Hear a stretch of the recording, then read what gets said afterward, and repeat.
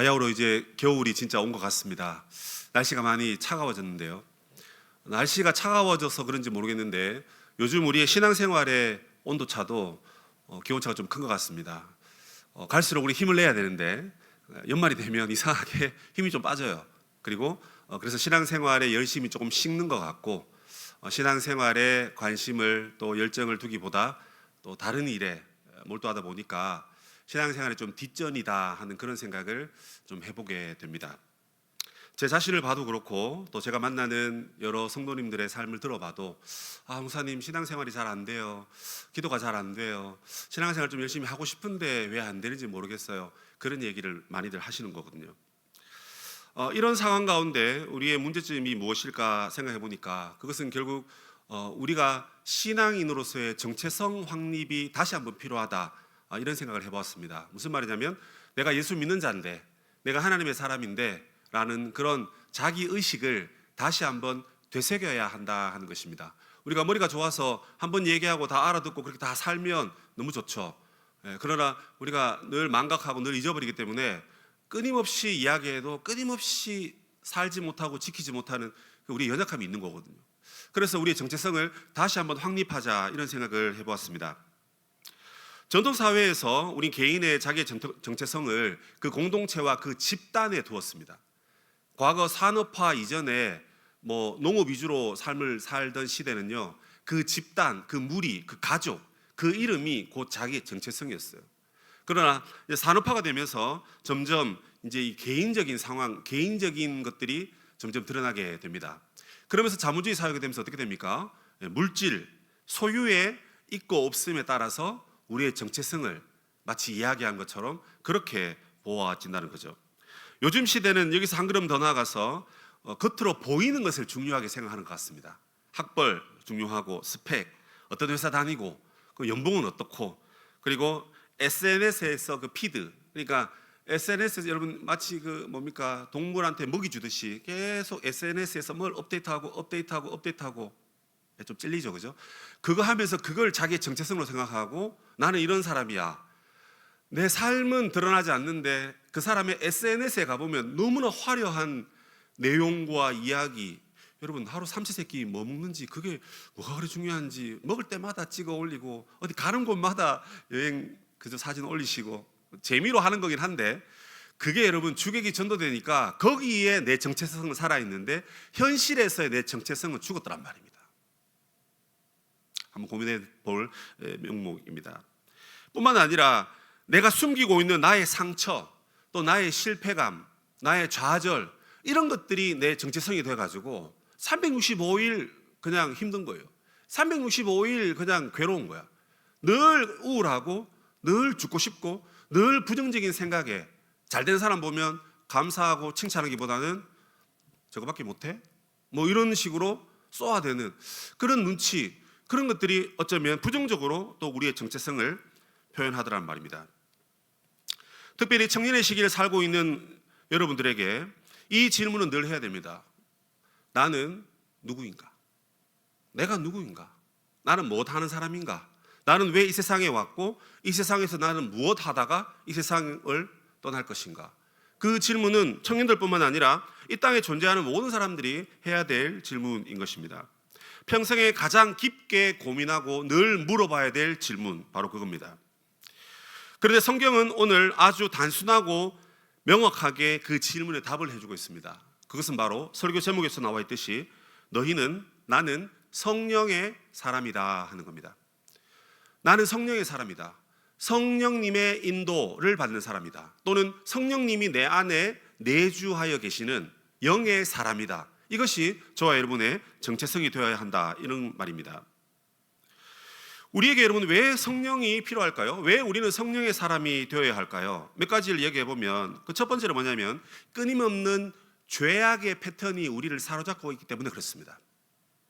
무슨 말이냐면 죄의 문제를 해결해야 되는데 그 문제를 해결하기 위해서는 성령의 인도와 내주 외에는 그걸 이겨낼 수가 없어요. 그래서 우리가 죄와 싸우는데 죄를 극복하기 위해서 성령의 인도를 받아야 되는 겁니다. 그래서 성령이 필요한 겁니다. 뿐만 아니라 우리는 아무리 기도하려고 해도 마음이 무겁고, 아무리 하나님은 나를 사랑하신다 하지만 하나님 이름만 들으면 하나님의 심판자 이미지밖에 떠오르지 않기 때문에 하나님과의 거리감이 너무 있는 거예요. 그래서 우리가 성령의 사람이 되어야 될 이유는 하나님과의 그 거리감을 좁히기 위해서 필요한 겁니다. 성령은 하나님의 영이시기 때문에 하나님의 깊으신 뜻을 모두 마스터하셨기 때문에 하나님의 마음을 우리에게 전해주시는 분입니다. 그래서 성령님이 오시면 우리는 하나님을 심판자로 자꾸 여겨서 하나님과 거리를 멀리 두려고 하는데 성령님은 아니다. 하나님이 심판자이기도 하시지만 하나님 사랑의 하나님이다. 그래서 하나님과 거리를 좁혀야 된다. 그 음성을 성령님이 우리에게 주시는 겁니다. 그래서 우리가 성령의 사람이 되어야만 하나님과 우리가 가까워질 수 있는 거예요. 뒤에 가서 좀 더 살펴보겠습니다. 또 하나는 뭐냐면 우리 삶에 있는 공허함과 번아웃을 해결하시는 분이 성령님이다, 이런 생각을 해봅니다. 여러분 왜 그런지 모르겠어요. 참 능력도 좋고 그죠? 결과도 좋고 뭐든지 다 잘하는데 뭔가를 하고 나면 항상 우리 마음에 공허함이 찾아옵니다. 그리고 그것이 이어지다 보니까 번아웃이 돼버려요. 번아웃 여러분 돼본 적 있으세요? 너무 훌륭하고 너무 잘 살고 너무 멋진 결과들을 잘 내니까 그거 내기 위해서 노력하다 보니까 결국 번아웃이 되는 겁니다. 그래서 나는 늘 바쁘게 사는데 나는 늘 공허하고 좋은 결과가 나왔지만 나는 지금 어디로 가고 있는 걸까? 이런 허탈함이, 허무함이 내 안에 찾아온단 말입니다. 이런 번아웃 가운데서 우리의 삶을 다시금 회복하기 위해서 무엇이 필요하냐? 바로 성령의 인도와 성령의 도움이 필요하다 하는 것입니다. 바울은 오늘 말씀에서 이렇게 말합니다. 너희들이 육신으로 살면 반드시 죽는다. 육신으로 살면 죽는다. 육신을 위해서만 살아가면 죽는다. 그러나 성령으로 살면 여러분들의 삶은 진짜 살아가는 삶이 된다. 이런 뉘앙스로 우리에게 말해주고 있습니다. 그러므로 저는 오늘 이 말씀 속에서 성령의 사람이 가지는 특징을 3가지로 살펴서 말씀을 나누려고 합니다. 그 첫 번째, 우리가 성령의 사람은 어떤 사람인가? 성령의 사람은 성령님께 빚진 자입니다. 오늘 말씀 8장 12절 보시면 그러므로 형제들아 우리가 빚진 자로 돼 육신에게 져서 육신대로 살 것이 아니니라 이렇게 되어 있습니다. 바울은 우리 보고 빚진 자라 그럽니다. 빚을 진 적이 없는데 왜 빚진 자라 할까요? 그런데 그 빚은 육신에게 빚진 자가 아니라 우리가 성령님께 빚진 자다, 이런 의미입니다. 육신에게 우리가 빚진 것은 없습니다. 왜냐하면 죄와 사망으로 죽을 수밖에 없는 우리들을 누가 살리셨죠? 예수님이 살리셨고요. 그 예수님을 믿을 수 있도록 예수님이 누굴 우리에게 보내주셨습니까? 성령님을 보내주셨어요. 그래서 성령님이 우리로 하여금 구원의 은혜와 확신을 주셨습니다. 하나님의 자녀인 것을 확증 또는 확신시켜 주신 거예요. 그렇기 때문에 우리는 더 이상 육신에게 빚진 자가 아니라 성령님께 빚을 졌다는 것입니다. 성령님 우리에게 생명을 주셨기 때문입니다. 성령님 우리에게 평안을 주셨기 때문이고 성령이 우리에게 만족하는 행복한 삶을 주셨기 때문에 우리는 성령께 빚졌다, 이렇게 얘기합니다. 자, 그런데요, 많은 사람들이 성령께 빚진 자로 살아가야 되는데 육신에게 빚져가지고 마치 육신에게 빚을 갚는 것처럼 살아가고 있습니다. 성령님 우리를 살려주셨는데 뭐가 좋아서 우리가 다시 육신으로 돌아가느냐 하는 것 말입니다. 고대 시대에 여러분 로마 시대에 노예 중에 어떤 사람이 평생 자기가 노예인데 어떤 부자가 나의 인상이 좋아서 자기 집에 아들로 데려갔다 칩시다. 그러면 그 노예에서 해방하기 위해서 값을 지불합니다. 그게 속량금입니다. 속량금. 내 몸값을 지불한 겁니다. 근데 그게 1년 지불하고 2년 지불한 게 아니라 그날 이후로 나는 자유다라는 겁니다. 주인에게 매여있는 종이 아니라 자유인이 되어가지고 그 속량금 때문에 나는 프리하게 된 겁니다. 자, 그렇게 프리하게 됐는데 그 자유인이 다시금 옛날 주인에게 돌아간다. 이게 좀 이상하죠? 그 말은 아들이 아니라 어디로 간단 말입니까? 다시 종으로 돌아간다, 그 말입니다. 여러분 성령님이 우리가 은혜를 주셔가지고 모든 정죄로부터 우리를 자유하게 해주셨습니다. 그래서 더 이상 죄를 짓더라도 하나님 앞에 예수 그리스도를 의지하고 성령의 능력을 의지해서 하나님 앞에 담대히 나아갈 수 있는 특권이 저와 여러분에게 주어진 거예요. 그런데 다시 죄의 종으로 돌아간다. 이건 있을 수가 없는 겁니다. 그러므로 여러분, 성령의 사람은 성령께 빚졌다. 즉 성령님의 인도를 받고 성령님의 말씀에 순종하고 성령님의 도우심을 의지하며 살아가야 된다. 이것이 바로 빚진 자의 뜻입니다. 여러분, 우리도 마찬가지입니다. 죄와 사망이라는 엄청난 빚이 있었어요. 여러분, 우리가 하나님께 빚진 자입니다. 왜죠? 우리가 죄 문제가 있는데 그 죄 문제를 하나님이 해결해 주셨잖아요. 죄값을 치렀습니까? 여러분의 행동으로, 삶으로 치르셨나요? 조건이 있습니다. 모든 죄를 얼마 동안? 영원히. 여기서 이미 우리 다 탈락입니다. 모든 죄를 다 내가 해결할 수가 없어요. 그렇죠? 또 하루 정도는 참을 수 있어. 죄 안 짓고 죄 안 지어야지 참을 수 있는데 그걸 영원히 참는다는 것은 불가능합니다. 이게 불가능한 얘기예요. 그래서 하나님이 뭐예요? 예수님과 성령님을 통해서 우리를 살려주셨어요. 그러다 보니까 구원받은 자는 자동적으로 뭡니까? 빚진 자입니다. 구원받은 자는 자동적으로 빚진 자예요. 그런데 이 빚진 자가 그 빚을 갚아야죠. 어떻게 갚습니까? 내가 너를 구원했기 때문에 너는 구원받은 자로서 이제 하나님의 말씀을 따라서 거룩하게 살아라. 이게 빚 갚는 겁니다. 그래서 우리가 첫 번째 대지에서 우리가 성령의 사람은 빚진 자인데 이 빚진 자의 삶을 살아가기 위한 방법이 있습니다. 그게 뭐냐면 따라해 봅시다. 죄 죽이기. 죄 죽이기. 혹시 여러분 여기 앉아 계신 분 중에 존 오웬의 죄 죽이기라는 책을 읽어보신 분이 있는지 모르겠지만 그 책을 읽어보신 분은 매우 수준 높은 분입니다.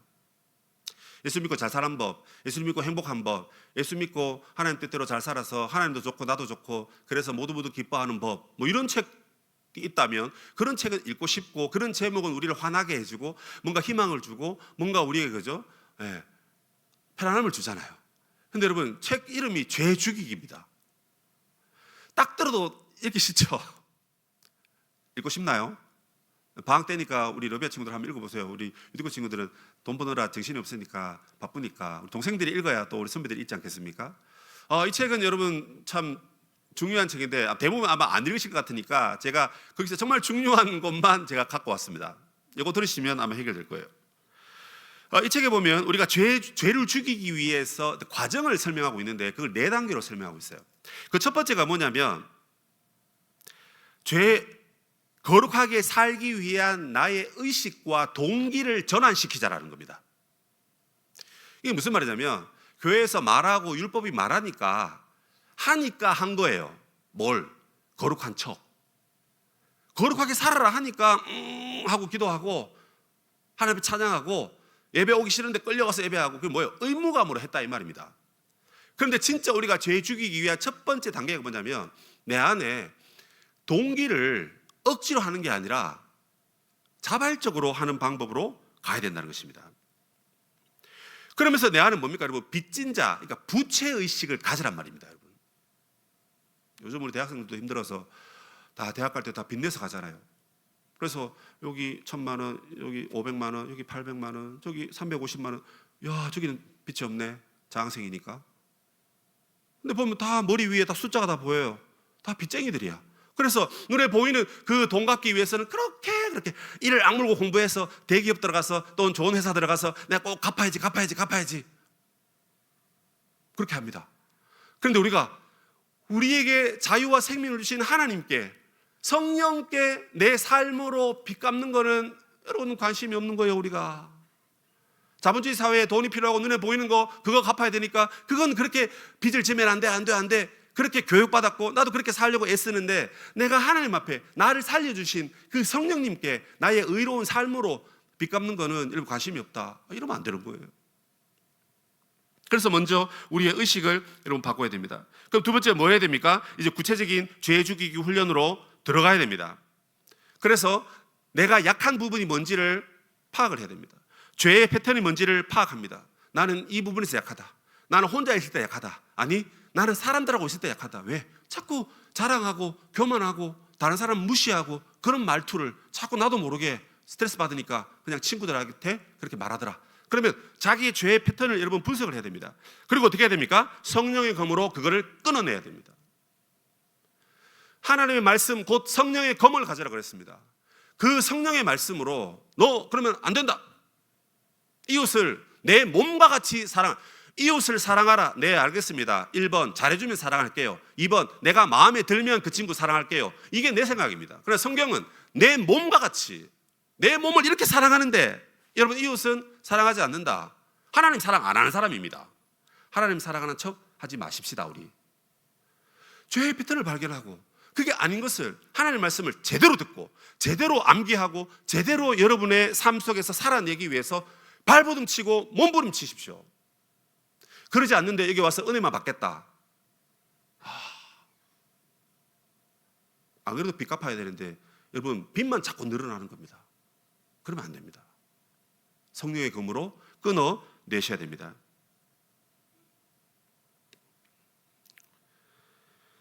그리고 또 하나는 뭐냐면 3단계입니다. 이제 끊어냈습니다. 그럼 어떻게 됩니까, 여러분? 금단 현상이 옵니다. 여러분, 죄를 한번 끊어내 보십시오. 그럼 어떻게 될까요? 몸이 막 근질근질해서 죽겠어요. 내가 저 지우한테 할 말이 있는데 어떻게 돼요? 금단 현상이 생기죠. 그럼 어떻게 해야 됩니까? 그 입술을 그래서 말씀을 읽고 찬양을 하고 기도를 하는 걸로 대체를 해야 됩니다, 여러분. 여러분, 그런 얘기 우리가 많이 듣잖아요. 우리 사춘기 시절에 우리가 죄 짓고 싶고 딴짓하고 싶거들 나가서 운동을 열심히 해라. 다른 데 집중해라. 뭐 그런 말을 많이 저도 들었던 것 같은데, 죄를 딱 끊고 나면 이 우리 몸이 아직 죄의 몸이기 때문에 이걸 못 견디는 거예요. 그래서 A라는 죄는 끊었는데 B라는 죄를 연구하고 있어요, 지금. 이게 좀 낯선 표현인지 모르겠는데, 대신학가인 칼빈은 우리의 몸을 뭐라 그러냐면 성령의 전, 하나님의 백성, 예수 그리스도의 몸이라고 아주 신비롭게 표현했습니다. 그런데 그 기독교 강요 4권에 가보면 또 이렇게 표현합니다. 너희들의 몸은 죄의 공장이다. 맞습니까? 아닙니까? 맞잖아요. 우리의 몸이 죄의 공장이랍니다. 죄를 막 생산해내고 찍어내고, 좀 신제품 없을까? 또 돈 되는 거 없을까? 더 정말 멋진 게 없을까? 그렇게 막 연구해서 여러분, 아무도 모르게 죄를 짓고 그래서 자기만 기뻐하고 이렇게 산답니다, 우리가. 이게 우리예요.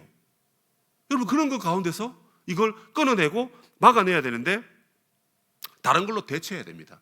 그래서 은혜의 방편인 말씀과 기도가 여기에서 죄 짓는 그 행동을 대체해야 된다는 것입니다. 안 그러면 그 자리에 꼭 다른 게 들어옵니다. 얼른 그 자리를 하나님과의 만남의 자리를 채우시고, 얼른 그 시간을 하나님 경배하는 시간으로 채우시고, 얼른 그 공간을 하나님과 독대하는 공간으로 채워야 됩니다. 그래야 마귀한테 지지 않는 것입니다. 그리고 마지막입니다. 자, 이렇게 했는데 실패했습니다. 끌어내보기도 하고 대체도 해보고 마음의 동기도 바꿔보려고 노력했습니다. 그런데 실패했습니다. 실패! 어떻게 합니까? 절대 좌절하지 말기, 하나님 앞에 다시 복귀하기. 하나님이 실패한 게 아니라서 그렇습니다. 하나님이 여전히 기다리고 계시기 때문에 그렇고, 하나님의 긍휼과 자비는 우리의 생각보다 훨씬 더 깁니다. 아니, 나의 참을성과 나의 인내는 100일이라 칩시다. 그러면 하나님은 101일을 기다리시는 분입니다. 내가 10년을 기다렸다 해도 하나님은 10년하고 하루를 더 기다리시는 분이에요. 그러니까 여러분들이 얼마나 기다릴 수 있는지 모르지만 항상 거기에 플러스 1을 하면 됩니다. 그러면 내가 일어날 수 있어요. 이게 여러분 회복 탄력성입니다. 뭐가? 나는 안 돼. 난 하루 만에 쓰러져. 근데 하나님은요, 그 다음 날까지 기다리세요. 그럼 그걸 의지해서 가야죠. 그래서 여러분들이 얼마나 참고 인내하고 버틸 수 있는지 모르지만 하나님은 항상 거기에 플러스 1 하시는 분이야. 그래서 그 다음을 생각하시고 나를 기다려주는 분이니까 내가 실패하더라도 숨지 말고 도망가지 말고 끊지 말고 하나님 앞으로 가자라는 겁니다. 이게 죄 죽이기 방법입니다. 그러므로 여러분, 우리가 성령님께 빚졌다는 것은 공공연한 사실이고 말씀이 진리이기 때문에 여러분들이 노하셔더라도 나는 빚이 없어요 라고 하실지 몰라도 우리는 다 빚진 자입니다. 그 빚을 갚기 위해서 우리는 거룩한 삶을 살기 위해서 발버둥쳐야 됩니다. 죄를 끊어내고 경건한 모습으로 그 자리를 채워서 실패하더라도 하루를 더 참고 기다리시는 그 하나님의 품으로 늘 가면 계시는 그 하나님께로 갈 수 있도록 여러분, 우리 모두가 성령의 사람이 되어야 하는 것입니다.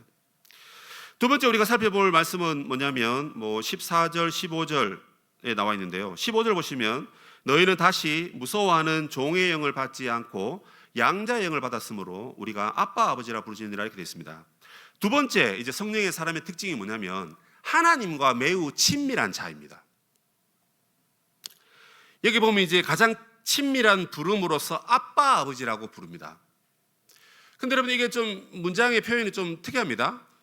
아빠 아버지라고 부르짖느니라 이렇게 되어 있습니다. 아빠 아버지는 매우 따뜻하고 매우 그죠? 말캉말캉한 그런 느낌의 말씀인데 부르짖느니라 이건 되게 막 웅장하고 엄격하고 이리 오너라 뭐 이런 느낌이에요. 이게 앞뒤가 좀 안 맞는 느낌이에요. 근데 여러분 우리가 성령의 사람으로 살아갈 때 얼마나 마귀가 우리를 공격합니까? 말씀 못 듣게 하고 말씀대로 못 살게 하고 거룩은커녕 네 마음대로 살아라, 시대의 흐름에 따라 살아라, 남들 하는 대로 다 가라, 뭐 이런 마음을 자꾸 줍니다. 그런데 성령이 뭡니까? 그걸 이겨내기 위해서 정신 바짝 차리고 하나님 앞에 부르짖는다는 게 뭐예요? 바지가랑이 붙잡고 하나님 도와주세요, 하나님 안 도와주시면 아무것도 안 됩니다. 그렇게 여러분 모든 눈물과 열정을 다 쏟아내는 기도 아닙니까? 그런데 하나님 부르는 그 호칭은 아빠래요. 이게 여러분 우리에게 느껴져야 되는 것입니다.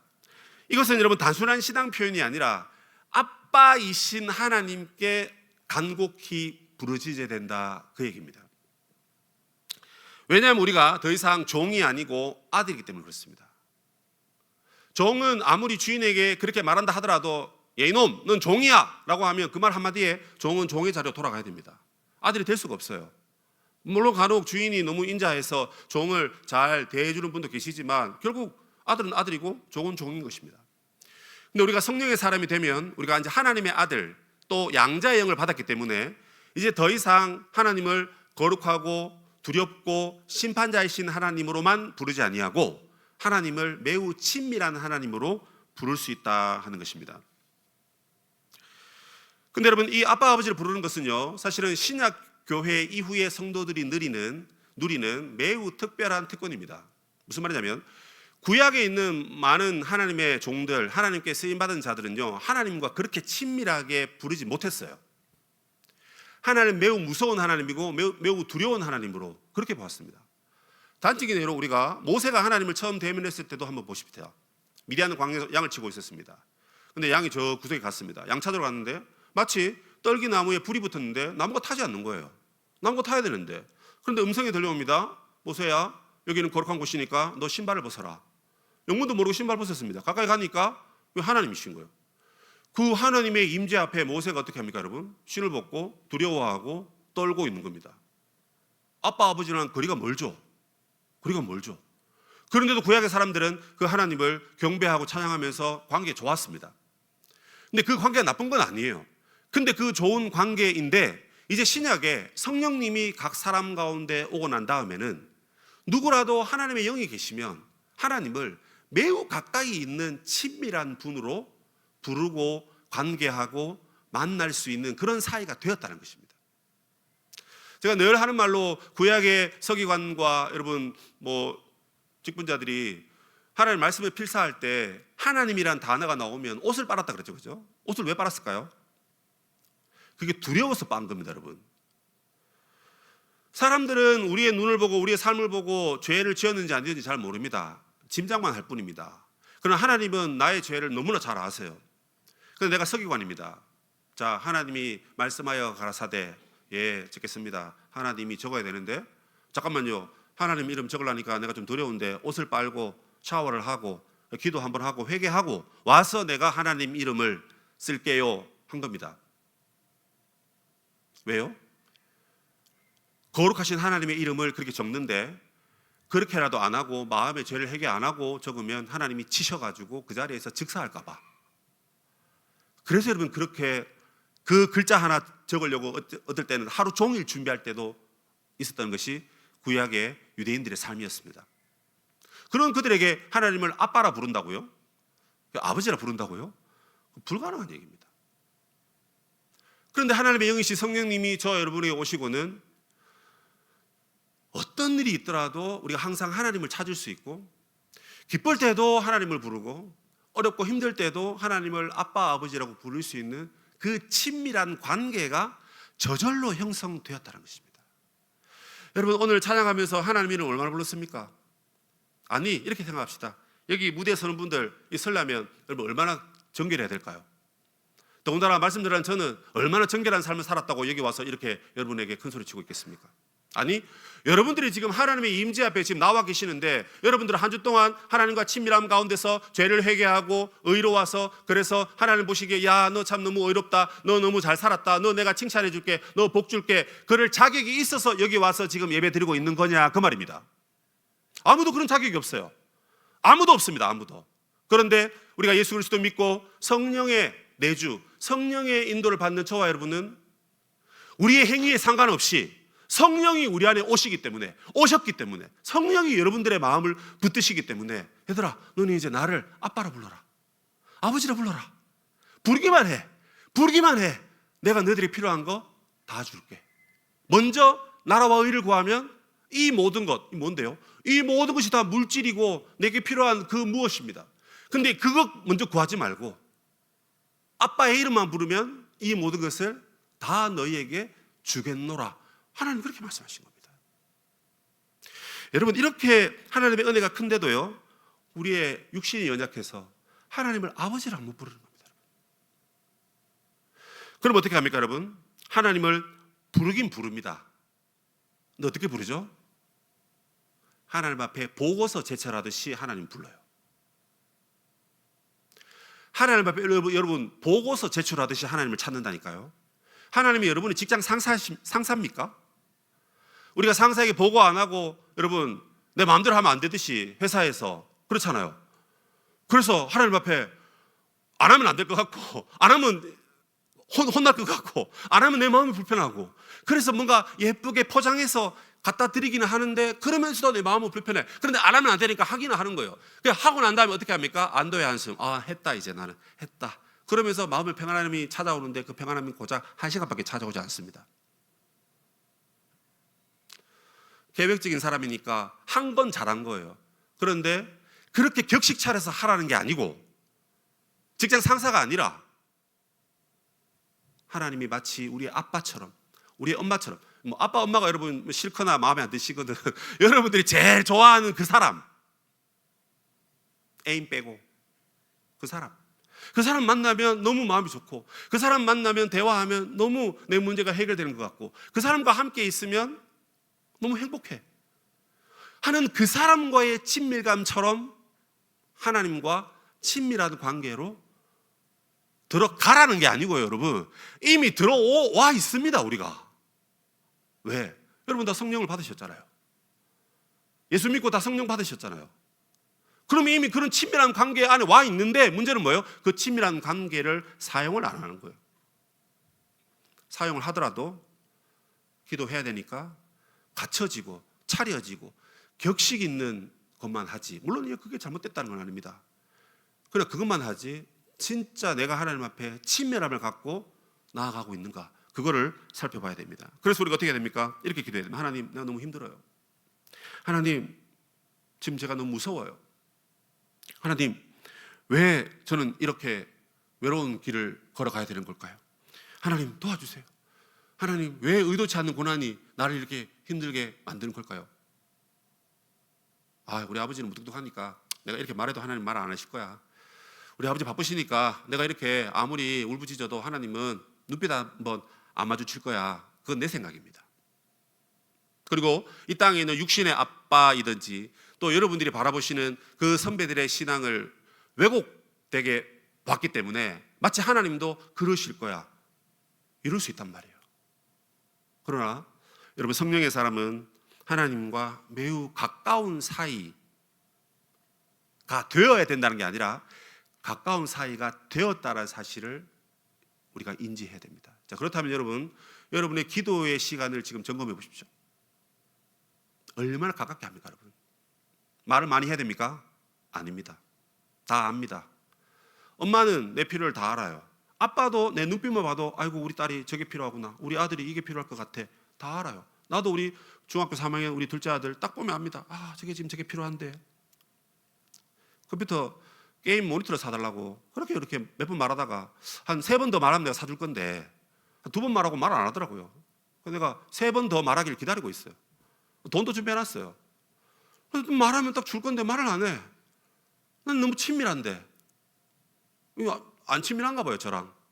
근데 그걸 깨우치고 연락만 하면, 문자도 좋아, 문자. 말 안 해도 돼. 문자라도 보내면 제가 딱 하고 세팅해 놓을 건데 안 하는 겁니다. 그게 오늘 우리입니다, 우리. 친밀한 관계가 이미 됐어요.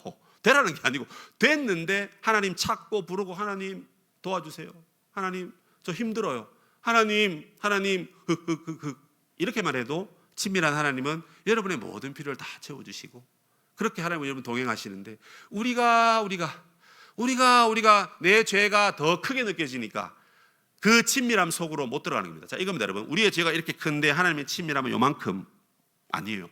하나님의 친밀함이 이만큼 큰데 그 중에 내 죄는 요거밖에 없어요. 내가 얼마나 큰 죄를 졌다 하더라도. 그러면 이 큰 친밀함이 이 죄를 덮죠. 그러면 그걸 알고 담대히 하나님 앞에 나아가야 되는 겁니다. 그게 여러분 진짜 성령의 사람입니다. 여러분, 성령의 사람이라 하니까 기도 잘하고 방언하고 뭐 예언하고 병 고치고 그저 눈에 보이는 뭐 기적이 일어나고 이걸 성령의 사람으로 착각하시는데, 여러분 제가 성경 1189장 다 연구해서 봐도 성령의 사람이 그런 특징이 나타나긴 하지만 성령님은 하나님의 영이시요 그리스도의 영이시기 때문에 예수 그리스도를 더 잘 믿게 하고 하나님의 영광이 내 인생의 목표가 되는 순간으로 이끌어 가시는 것이 성령의 주된 사역입니다. 그 뒤에 병 고침 받고 그 뒤에 능력 나타나고 방언하고, 그거는요 그냥 뒤에 따라오는 보너스일 뿐입니다. 여러분, 횟집에 가면 회가 메인 요리입니까? 회 말고 나오는 그게 메인 요리입니까, 여러분? 회가 메인 요리잖아요. 물론 뭐 그거 다른 거 드시려고 가시는 분도 계시겠지만 메인 요리 먹으려고 20만 원, 30만 원 돈 내서 드시러 가시는 거잖아요. 성령님의 주된 사역이 그거란 말입니다. 여러분들이 진짜 성령이 충만하고 성령의 열매를 맺길 바라고 또 성령의 열매를 맺고 있다. 그러면 여러분들이 가장 하나님과 친밀한 사람이 되셔야 됩니다. 골방에서. 그런 의미에서 아까 두드림 금요기도에 뭐 광고도 나왔지만, 여러분 금요기도 나오세요. 왜 이렇게 하죠? 아무리 봐도 여러분 우리가 골방에서 기도 안 하는 것 같으니까 그럼 나와서라도 합시다, 이거 아닌가요? 그런 의미에서, 어떤 의미에서 여러분 예배 드립시다, 말씀 봅시다, 기도합시다, 이거는요 요런 광고나 요런 외침은 사실 사라졌으면 좋겠어요. 저는 개인적으로. 왜요? 골방에서 다 하나님 친밀하게 만나고 계시니까.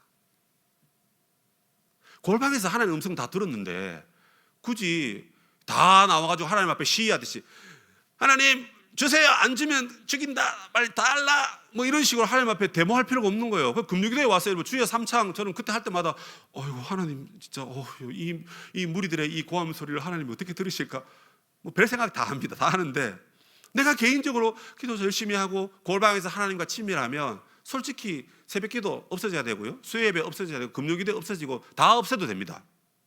왜? 골방에서 다 친밀하게 하나님 섬기니까. 그러나 우리 안에 연약함도 있으니까 이것도 하면서 이것도 해야 하지 않겠습니까? 목표는 하나님과 친밀해지는 겁니다. 여러분들이 성령의 은혜를 사모하신다면 여러분들이 진짜 하나님과 가까운 사이가 될 거예요. 차려놓고 기도 안 해도 됩니다. 운전하면서 눈 뜨고 보면서 기도할 수 있습니다, 여러분.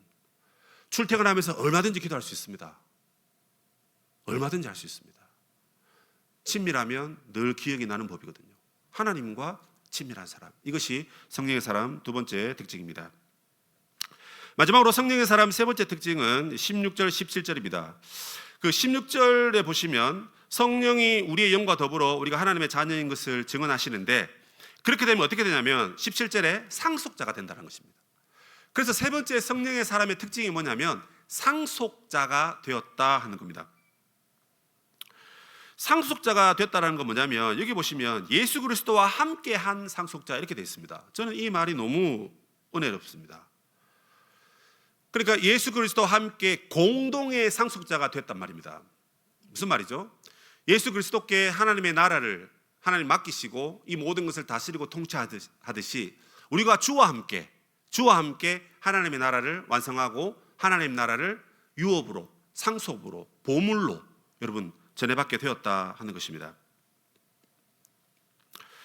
많은 사람들이 우리가 회사 다니고 또 학업에 있다 보니까 우리의 그런 회사 네임밸류라든지 또는 학교의 수준이 곧 우리의 수준인 것처럼 세상 사람들이 그렇게 평가합니다. 뭐 그럴 수밖에 없습니다. 또 내가 재산을 얼마나 갖고 있는지, 얼마나 좋은 집을 소유하고 있는지, 그것이 또 우리의 모습을 평가하는 것이기도 합니다. 그렇게 보면 우리 일본 사회도 이제 점점 젊은이들이 설 자리가 없어서 다들 편의점에서 먹고 자고, 그래서 다큐멘터리 보니까 편의점에서 15년 동안 알바만 하는 청년 이야기를 제가 봤는데 이게 우리 한국 사회도 곧 우리 청년들이 이렇게 되는 분들도 계시겠구나. 제가 생각하기에 그게 그 청년이 노력을 안 해서가 아닙니다. 또 능력이 없어서가 아니에요. 이미 사회라는 이 공간이 100이라면 한 80, 90 정도는 그 누군가가 힘 있는 사람이 다 차지하고 있는 거예요. 그리고 그 기득권을 내려놓지 않습니다.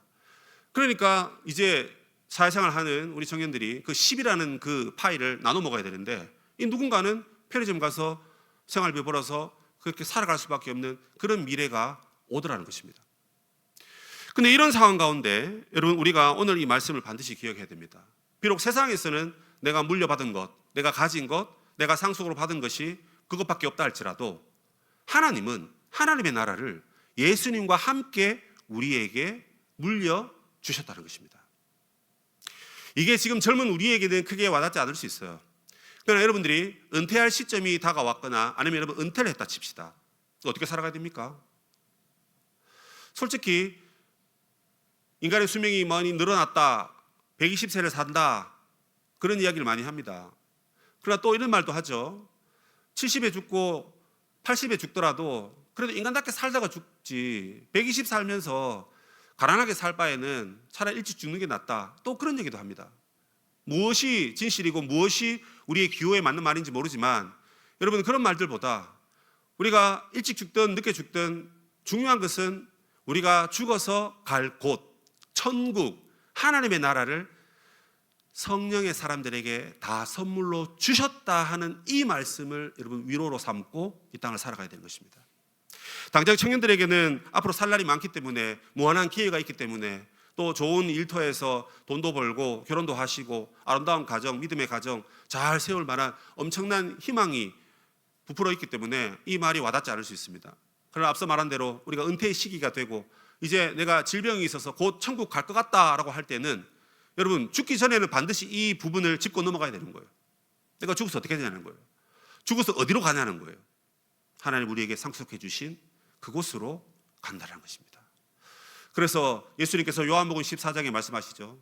제자들하고 예수님이 복음 전도하고 멀쩡히 살아 계시는데 갑자기 예수님이 제자들에게 얘들아 나 간다 이런 말씀하십니다. 아니 예수님 어디 가십니까?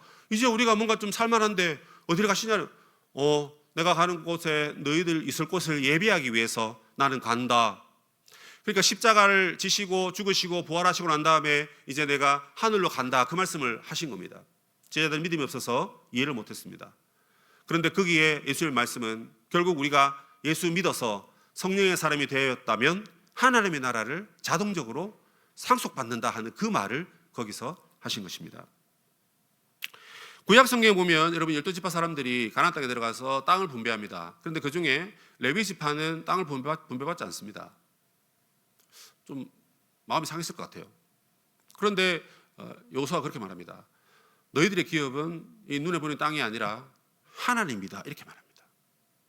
그러니까 하늘에 있다 이렇게 말하지 않고요, 하나님이 너희들의 기업이다 이렇게 말해요.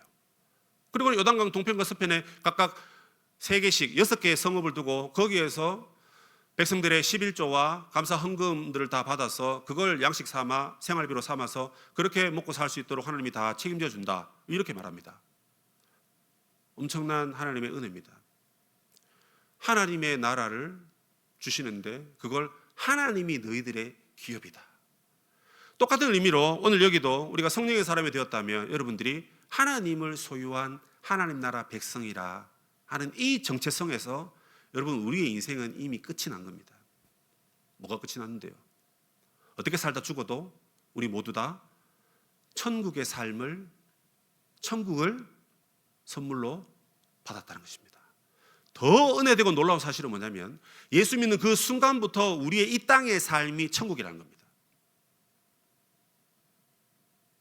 돈이 많아야 내가 기쁘고 건강해야 기쁘고 내가 원하는 거 다 돼야 기쁜 이 세상의 삶이라 할지라도 지금 내가 예수 믿고 내가 지금 여기서 성령의 사람이 되면 나는 이 땅을 살아가면서 여기서 지금 천국을 누리는 삶입니다. 그 사람은 늘 흥얼거리면서 삽니다. 늘 찬양하면서 살고 늘 예배하면서 기뻐하고 늘 하나님을 즐거워하고 아까 앞에 나왔던 하나님과의 친밀함이 늘 그 가운데 있는 사람입니다.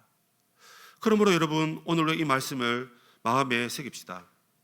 지금 여러분들의 스펙이나 여러분이 가진 것이나 여러분이 가지고 있는 그 재화와 자원이 여러분을 단정 짓는 것이 아닙니다. 여러분들은 성령의 사람이기 때문에 하나님을 소유한 자요 하나님 나라의 친백성이 되었다는 이 사실에 여러분의 정체성을 새롭게 하시기 바랍니다. 그래서 여러분 뭐가 잘 안 돼도 괜찮아, 나는 하나님 나라 백성이잖아. 뭔가 좀 어려워져도 웃고 다니세요. 왜? 난 하나님 백성이잖아. 난 하나님 나라야. 나를 통해서 하나님 나라를 세워가기를 기뻐하셔. 그러니까 이거 조금 안 된다고 해도 실망하지 말자. 실망하더라도 하루만 실망하고 하루만 잠수 타고 여러분 하루만 우울해하세요. 그 다음 날은 하나님이 나의 기업이다. 하나님이 나의 전부다. 그래서 나는 괜찮다. 안 괜찮으면 하나님이 도와주시겠지. 그러면서 훌훌 털어버리고 회복 탄력성 플러스 1의 하나님을 믿고 의지하면서 다시 우리의 삶을 살아가야 할 것입니다. 오늘 말씀을 들으면서 여러분 성령의 사람은 이런 사람이라고 말씀을 드렸습니다. 육신의 유혹에 빚진 자가 아니라 우리에게 생명을 주신 성령님께 빚진 자다. 그래서 성령님의 인도함을 따라서 거룩해지기 위해서 죄 죽이기에 힘써야 됩니다. 여러분 돈을 부풀리고 우리 건강을 위해서 조깅을 하고 운동을 하고 또 여러분 맛있는 거 먹기 위해서 이것저것 검색하고 열심히 하십시오. 그런데 여러분 그것보다 더 열심히 해야 될 거 뭐냐면 내 심령이 성령의 인도함을 받아가지고 성령님께 빚 갚는 자로 여러분 죄 죽이기 위해서 좀 노력 좀 합시다. 우리 그게 하나님의 마음입니다. 그거 조금만 애쓰면 안 될까요? 아무도 아멘 안 하네. 두 번째, 하나님과 친밀한 사람. 여러분 하나님과 좀 친밀해집시다. 그래서 여러분 기도에 나오세요. 말씀 좀 보세요. 뭐 좀 하세요. 이거 말고 잘하고 계시죠? 반대로 목사님 요즘 성경 좀 잘 읽고 계십니까? 이렇게 반대로 목사님 요즘 기도 좀 열심히 하시나요? 내가 열심히 하니까 그렇게 물어보는 거거든요. 그죠? 그렇게 역으로 좀 물어봐 주세요. 목사님 제 기도 제목이 있는데요. 좀 같이 기도해 주세요. 제가 한 1년 기도했는데 좀 잘 안 돼요. 목사님 좀 같이 기도해 주시면 안 돼요? 알았다. 같이 기도하자. 이렇게 하나님과 친밀해지는 사람. 그리고 마지막으로 여러분 우리의 인생은 이 세상에 흔들리는 그죠? 썩어 없어질 것에 소망을 두는 것이 아니라 저 하늘나라에 소망을 두자. 왜? 우리는 하나님과 하늘을 상속받은 자이기 때문에 그렇습니다. 그러므로 여러분 아침마다 여러분 이렇게 기도하십시오. 성령님, 저는 오늘 성령님께 빚 열심히 갚겠습니다. 성령님 지켜봐 주세요. 빚 열심히 갚을 테니까 지켜봐 주세요. 이렇게 기도하시고요. 점심때 또 이렇게 기도하십시오. 성령님, 제가 오전 살았는데 빚 좀 갚았나요? 좀 부족한 것 같은데 중간 점검하고 그래도 오후가 남았으니까 좀 기다려 주세요. 제가 열심히 거룩하게 살아서 또 하나님 빚 갚겠습니다. 이렇게 기도하고 저녁에는요. 하나님, 제가 마음에 아침에 마음 먹고 점심때 중간 점검 했는데도 요거 3개밖에 못했습니다. 하나님 그래도 저 기뻐 받아주실 거죠? 이렇게 뻔뻔하게 이야기하면서 대화하면서 내일은 하나님 더 잘할게요. 저에게 힘을 주세요. 여러분 이렇게 성령님께 구하는 자에게 하물며 성령의 은혜를 주시지 않겠느냐. 그러므로 여러분 우리 모두 성령의 사람이 됩시다가 아니라 된 것을 잘 누리면 좋겠습니다. 여러분 잘 누리면 좋겠습니다. 그래서 여러분 꼭 빚 갚으시고요. 서로 물어보세요. 매주 만나서 야, 너 지난주에 빚 잘 갚았니? 아니 빚이 더 늘어났어. 그러면 안 됩니다. 빚을 갚아야 됩니다. 죄를 더 짓는 것은 빚이 더 늘어나는 거거든요. 그래서 빚을 잘 갚고 잘 갚은 자에게 또 축복하고 또 못 갚는 자에게는 위로와 격려를. 그래서 다 빚 잘 갚고 하나님 나라를 잘 상속받는 하나님과 친밀한 성령의 사람이 다 되기를 주님의 이름으로 부탁하고 축복드립니다. 아멘.